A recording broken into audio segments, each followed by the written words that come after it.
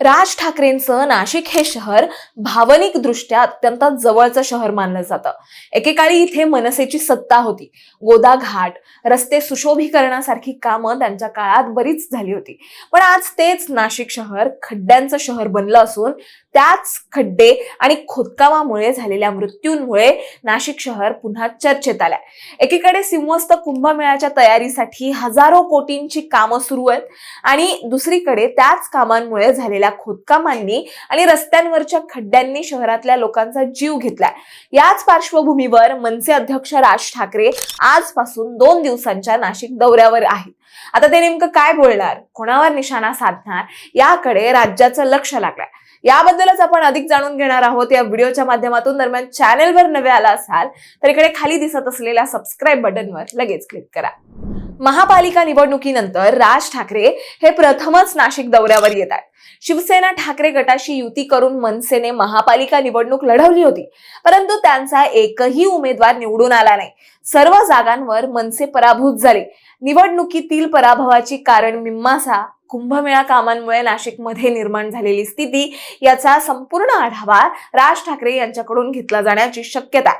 दरम्यान नाशिकमध्ये कुंभमेळ्यासाठी पावसाळ्यापूर्वी रस्त्यांची कामं पूर्ण करण्याचे आदेश प्रशासनाने दिले होते, पण प्रत्यक्षात अनेक कामं उशिरा सुरू झाले आणि परिणामी शहरातल्या अनेक भागांमध्ये एकाच वेळी मोठ्या प्रमाणावर खोदकाम सुरू झालं. साधुग्रामसाठी झाडं तोडण्याच्या निर्णयावरूनही आधीच वाद होता. राज ठाकरे यांनी स्वतः याआधी सोशल मीडियावर या विरोधात भूमिका मांडली होती. त्यात पुढे निलेश कोतकर यांच्या मृत्यूनंतर तर हा वाद आणखीनच चिघळला, ज्यामुळे ठाकरे सेना आणि शिंदे सेना थेट आमने सामने आले. महापौरांच्या दालनात नगरसेवकांनी धडक मारल्याच्या घटनाही घडल्या, ज्यामुळे नाशिकचं राजकीय वातावरण प्रचंड तापलेलं आहे. आता एक लक्षात घ्या, नाशिक हे राज ठाकरेंचं भावनिक दृष्ट्या जवळचं शहर मानलं जातं. 2015 मधील कुंभमेळ्यात नाशिक महापालिकेत मनसेची सत्ता होती. त्यावेळी अनेक कामं होऊनही यंदा सारखी बिकट परिस्थिती उद्भवली नव्हती.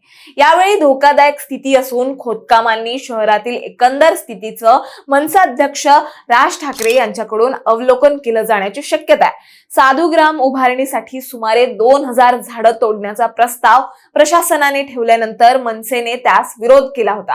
मागील कुंभमेळ्यात तपोवनातील एकही झाड तोडावं लागलं नव्हतं आणि यावेळी इतकी झाडं तोडण्याची आवश्यकता काय, असा प्रश्न मनसेकडून उपस्थित केला जातोय.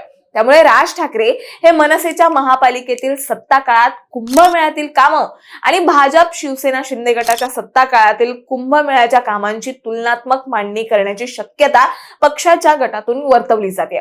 तुम्हाला याबद्दल काय वाटतं हे आम्हाला कमेंटमध्ये नक्की सांगा आणि अशाच माहितीपूर्वक व्हिडिओ बघण्यासाठी लगेच सबस्क्राईब करा प्राईम टाइम महाराष्ट्राला.